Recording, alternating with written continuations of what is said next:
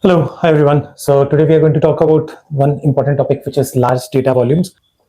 So most of the times we are talking about what we are thinking about the storage capacity of the data, but it goes beyond that. There are a lot of things which get impacted. Now, when do things get impacted? So what would work fine at 10,000 records will not work or will start failing at 50 million records. So the volume of the data does play a big role here. Okay.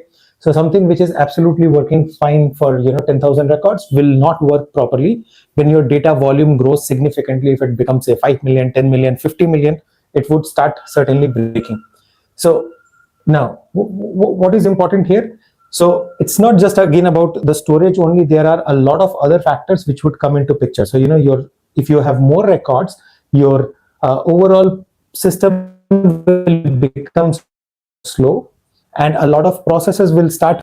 Okay, your queries, reports, automations, everything starts getting impacted. All right, and it depends on how you are managing or optimizing your large data volume strategies to deal with this. Otherwise your system will start, as I said, failing. Some automations will fail, processes will take a lot longer to execute, etc. Let's quickly talk about the agenda. So first of all, we'll talk about what counts as LDV, what counts as large data volume, when should you start getting concerned.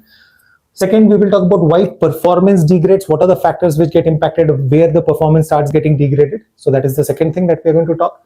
Third is indexing, the best practices. We'll talk about indexing and the best practices of indexing. We will talk about understanding data skew. We'll talk about query optimization. So data skew is a completely different topic. I'll talk about what is data skew, when does it happen and all. Then we'll talk about query optimization, and then we will also talk about archiving strategy. All right. So first thing, there's no such fixed number that okay fine, these many records will count as large data volume. So primarily, when we say large data volume, it is more of a subjective thing, but still there are ranges where you should start considering the factors related to large data volume challenges, etc. So if you have say, and I'm talking about number of records that you have per object. Okay, so if you have say 10,000 records in an object, absolutely not an issue. Tens of thousand records, say 100,000, 150,000 records in an object, that is also not an issue.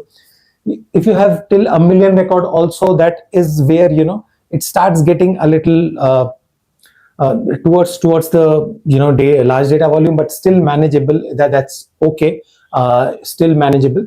But if your data is increasing from say 1 million to 10 million, if you have more than 1 million records in one object, then of course you are required to start thinking seriously about large data volume. And if it is more than 10 million, of course you'll have to have solid optimization strategy for large data volume. Otherwise you will be getting into trouble with the performance degrade, etc. So that's basically the definition of large data volume. Again, as I said, this is pretty much subjective depending on what sort of fields we have and all that stuff. So a lot of things play a role. So something which for one object things may start breaking at say 5 million records, and for another object things may start breaking at 10 million records. Now, why large data volume matters? Why is it such an important thing, and why we should have an optimization strategy for this? So there are certain things which would get impacted. So what would get impacted? First thing, your query performance will get impacted because of the large data volume. So your queries will start getting impacted. Queries will not, some long queries will not get executed. They will fail, or they will take a lot of time to get executed. Your list views will, okay. So first is query. Let's talk about the second point as reporting. I'll come to the list view later. Reporting, your reports will take longer to generate because of course there is a lot of data inside it, and your reports will start running slowly, or incomplete results they will show. Third thing that gets impacted is the list views. Your list views load slowly, and you would most probably hit the row limits very quickly. Fourth will be the data loads. So if you have large data volumes, your data loads, data management sort of activities will become slower. Your automations are also going to get impacted. All your flows, processes, triggers, etc. Will take longer to get executed, and that's going to be impact. The core problem. The problem is about selectivity. So what happens with the large data volume? So what happens? Let's quickly understand one thing. So Salesforce has got a data model that we work with, right? But below that, under the hood, there is another data model which Salesforce maintains on its, at its side, right? So all our custom objects, custom fields, these are basically a separate table. So when we are writing a query, we are not writing a query which gets executed. We are basically writing SOQL queries, and these SOQL queries are not directly like SOQL query, SQL queries which are getting executed on some table, right? So under the hood, Salesforce has maintained all these things in another table.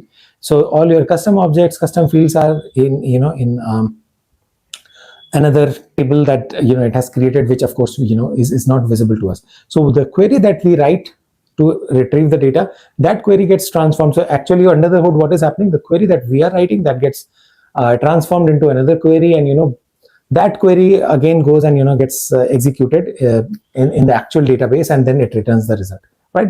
So if you see, the process is not very simple, straightforward. So this, on top of because Salesforce has made things simpler for us, but at the same time under the hood there is a little bit of extra execution which is happening, which we need to understand as well, that also adds to the load of the overall execution of things, right? Now in this case, so there's very little that we can do about what is happening under the hood. That's more for our understanding, but we cannot change that. That's how Salesforce architecture is, the product is designed, that's how it is architected. So that's not something which is in our control, and we cannot do much about it. The reason why I spoke about it, because I want you to understand that there is additional load or impact on any query that we are executing. Now the core problem is, now what we can do is, we can at least try and make our queries optimized the way we are retrieving data, because if it's large set of data and if we have written queries which are not properly optimized, the query will of course take a lot longer, right? So there, the core problem is selectivity. So if your queries are selective, those queries will get executed faster. At the same time, if your queries are non-selective, then those will take time and will not get executed that faster, and you will have the risk of queries getting timed out or failing, etc., right? So high selectivity queries have faster performance, and low selectivity queries have slower performance. Okay? So indexes are basically the fields which can be quickly indexed, and which can be used for querying the data. All right. So there are standard indexes. Now, when I was talking about I was talking about selectivity of the query, right? So there is one thing which we realize here is, if you use indexes in your queries, then Salesforce is able to quickly go and search the data. So I'll give you an example. Okay. I'll give you an example. So you're working in a company, there are 10,000 people in the company. All right. Now, what happens is, you have to search for a person in that company. All right. So if you have to search for a person in that company, it would be easy, if I just give you the first name, then what happens? It becomes difficult for you to basically go and search for the name, because there can be many people with that first name. So you end up, searching across different people. Maybe, you have got a first name, and you've got 50 people with that same first name, or, maybe 100 people with the same first name. And then you are trying to figure out, you spend a lot of time, figuring out who the person is, right? At the same time, if you have the employee ID of that person, will it not be easy for you to basically go and search the person? Or if you have the email ID of that person, will it not be easy for you to go and perform the search? Or if you have the phone number of the person? All right. So there are certain data. So for example, if I give you first name, or if I give you last name, it's going to take longer for you. And if I give you, say, employee ID or the phone number or the email ID, then it becomes a lot more easier for you to go and quickly search for the person. Same thing is applicable here. So think of your email ID, employee ID, those as the indexes, which will help you do the search quickly, versus the first name, etc. So that is the thing. So whenever we are also writing a query, we should basically think from that perspective. So the fields which are indexed within the Salesforce, those can be your queries work faster with them. Those are able to perform fast with them. But if you are using non-indexed fields, then it becomes a little more time consuming for the queries to get executed. So it's not that, again, you always have to use that. Sometimes you will need to use non-indexed fields, but with large data volumes, it becomes critical that the indexed fields are used in the queries, etc. Now there are two types of index fields. There are standard index fields. So by default, the standard in Salesforce has got some fields, and there are standard index fields. So which are the standard indexed fields? The ID, of course, the record identifier, name, the name field, the default name field that every object will have. Created date is indexed field. Foreign keys, any foreign keys or the lookups, master detail relationship fields, all relationship fields are index fields, and any unique field. Okay, so any field which is marked as unique, those are index fields. Again, because if the fields are unique, it is easy for Salesforce to search. The same example, again, think of it: employee ID, email ID, those are unique, right? So multiple people will not have the same email ID. Same way, any unique field is by default indexed. So these are the standard index fields. You can also add custom index fields. Okay, so now custom indexes are basically the fields, additional fields that you want to index. All right, now that's something which you cannot do yourself in Salesforce. You'll have to reach out to Salesforce support, and you'll have to raise a request or a ticket with them, support ticket with them, and the process is pretty simple. They will review, and then it will be approved, and then those custom indexes will be added to your Salesforce org. For example, here I've taken a scenario. I've said I want region to be an index field, so I can raise a request with Salesforce, and they will review, and then they will approve, and then that region will become an index field there. Okay, so again, things you may be thinking that, oh, I keep on running query on so many custom fields, doesn't matter at any point of time. It would not impact you if you have, say, again, as I said, 50,000, 200,000, 500,000 records. It does not impact that much. But if we are talking about large data volumes, so if we have, say, 50 million records in one object, then we will have to consider these things. So if we are reporting using any particular field, or if you're querying some data using one particular field, it would be a good option for us to get those fields also added as indexed fields. Now, the next problem that we are going to talk about is, so indexing is one. The next problem that we're going to talk about is the skew problem. Okay, data skew is basically when you have a lot of records associated to one owner, or a lot of child records associated to one parent. Okay, so first of all, we'll talk about the ownership skew. Ownership skew happens when you have, so if you look into this image, you would see that there is one owner who owns a lot of data versus there are multiple other owners who are owning little amount of data. So there's many owners with very few records is not the issue. The issue is one owner owning a lot of data, right? So now this basically creates a lot of issue, because if you have majority of your data assigned to, not majority, if you have hundreds of thousands records assigned to just one single owner, it will continue to cause problems for every sharing, recalculations, etc., because it's going to be for the same a lot of records are owned by the same user, etc.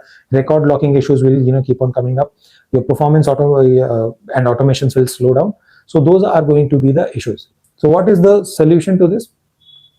The solution to that is that you should have data distributed properly amongst the owners, and it should not be the case that one owner owns a lot of data. Now, when does this scenario occur? Now you may be thinking, why would this scenario occur?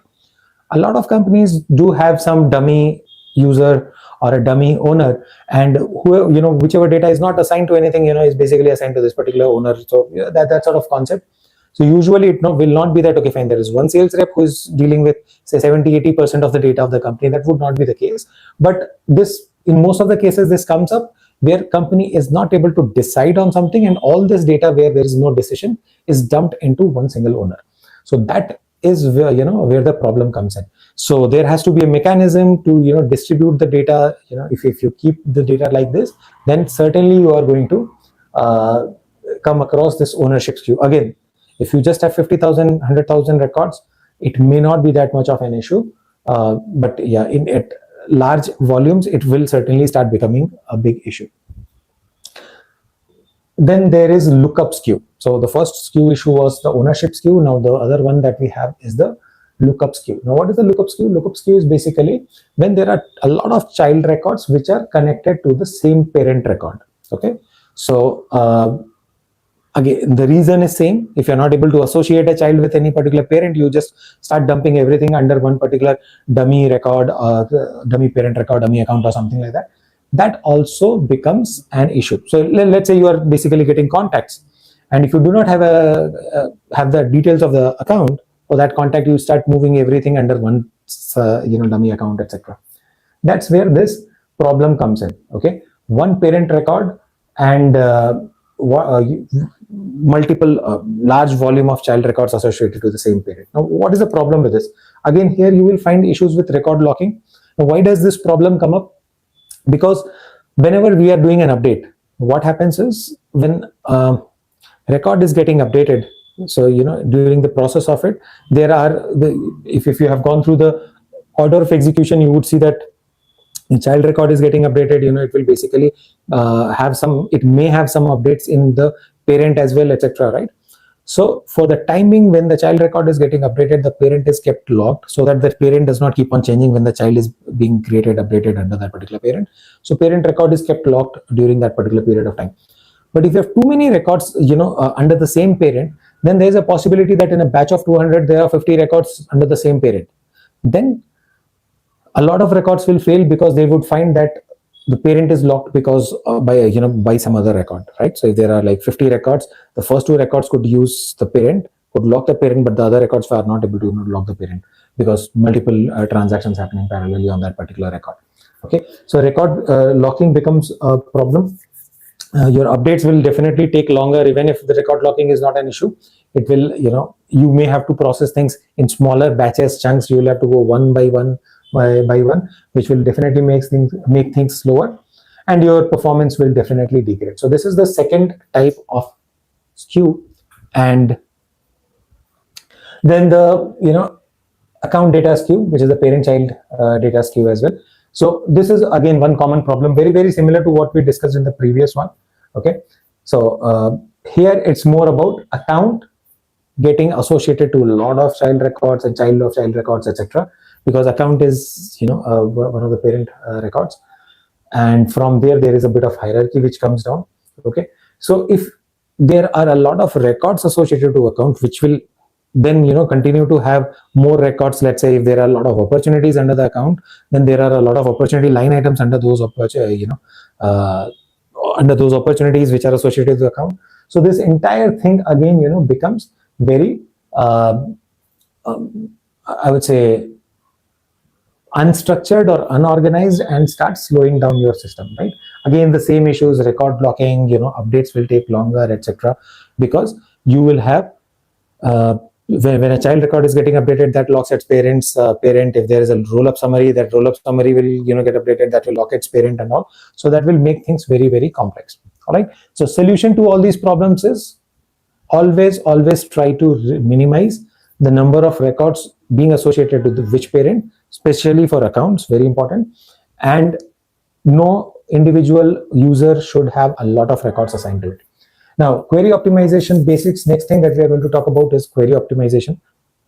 So skews we have understood. So the solution to that we have discussed. Now for queries we were discussing how do we optimize our queries. Indexing is one part. Another thing is we should try and write queries in a way where we are trying to help the SOQL engine to run the queries faster, right? So what we should not do, inefficient query versus optimized query. So what we should not do, or what we should try to avoid. So we should try to avoid something like not equals to, not. Okay, so when you're saying not equals to, the query has to basically go search everything and then find where that thing does not apply, right? So not equals to or the not clause, these are really not very optimized way of writing queries. So can work fine with smaller chunk of data, but if it's a regular thing, if it's something which you are executing on a regular basis, try to use specific things, specific criteria. You try to use equals to rather than not equals to. Again, if I take the same example, if I tell you find someone whose name is not equals to this, then it becomes very difficult, right? Rather, if I tell you the exact name, then it becomes easy. So that's how it can be. So you can use these kind of things. You make your query selective, use indexed fields. So these are things. So what you should not do as part of inefficient query, you can see you should not use negative filters. You should not write non-selective filters like, etc. So like keyword can be used. Of course, Salesforce provides this option. It takes longer, right? Optimized query would definitely use selective filters. You will be specifying what you want to search, etc. You should be leveraging index fields, and this ideally returns smaller chunks of data. All right. Now let's talk about SOQL and governor limits at scale.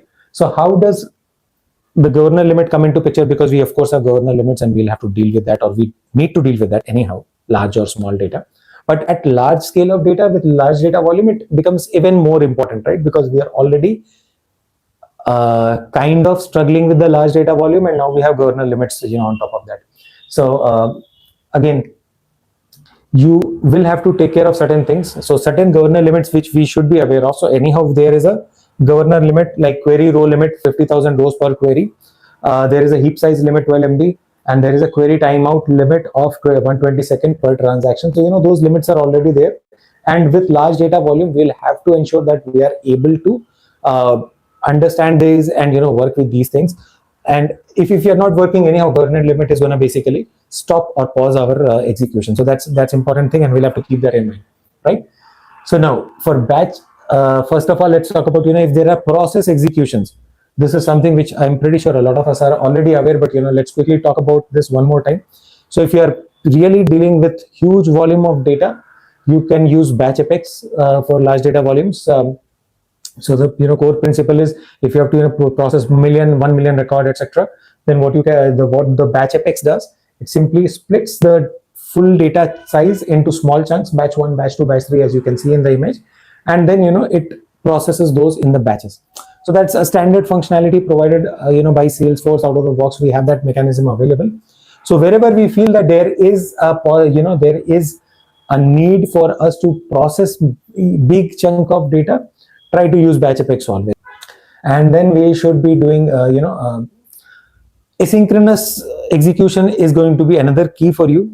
So it's whenever we are dealing with big amount of data or large volume of data, it's always advisable to go asynchronous rather than synchronous, because you do not want a lot of business processes to get executed real time, because if we have large amount of data, and if I have got a, let's say, trigger which has to basically search for some duplicate value, etc. So we'll have to check the possibility. Everything, it's not possible to keep everything as asynchronous, but the different tools that we can help you balance out certain things with large data volume workload.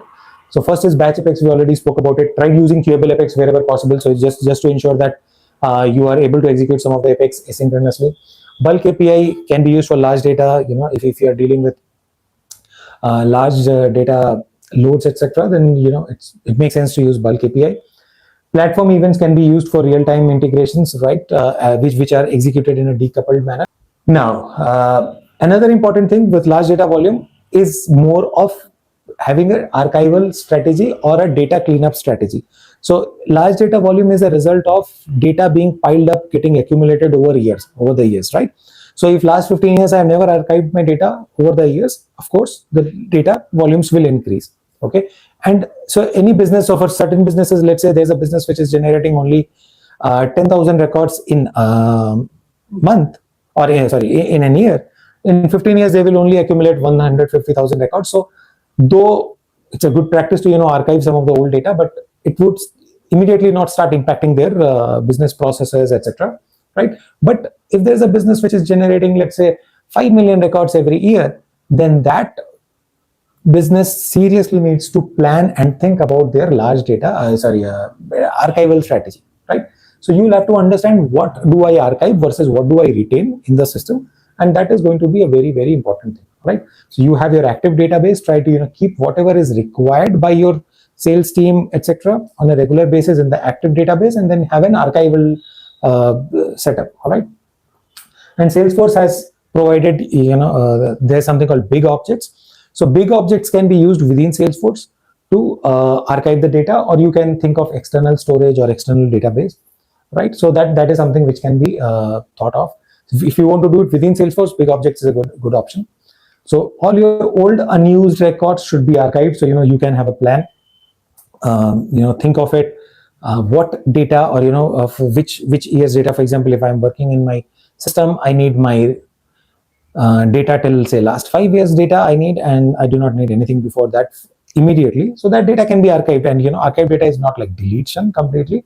So it's just what you retain in your active database versus what you have archived. Okay. So what does it do? It definitely improves your performance. It reduces the storage load as well, and it helps you meet the compliance requirements, and because there are some compliance requirements as well, right? GDPR, etc., where you cannot retain the data forever. So it also helps you meet some compliance requirements, and also it helps you scale your system, all right? Because just because your data volume is increasing should not start impacting your entire performance of the system. Now, reporting at scale. So when you have large data volume, then what do you do with the reporting part? Reporting, again, you will have to understand what do you want to retain, what do you want to report on. If you have already done things like archival, etc., then that plays a role. If you have already have included your filters right using index fields, etc., those things will, because ultimately report is also doing that query sort of thing, right? So whatever SOQL query was doing, reports are also doing pretty much the same, right? So if you have used filters on the index fields, etc., then of course you have optimized a lot of things.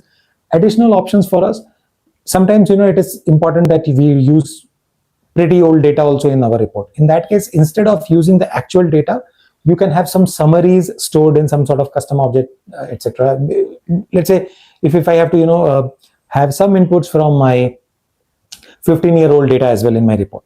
So it's not important for me to have, say, all say there were 10 million records which I could have archived otherwise, but only for reporting purposes I needed.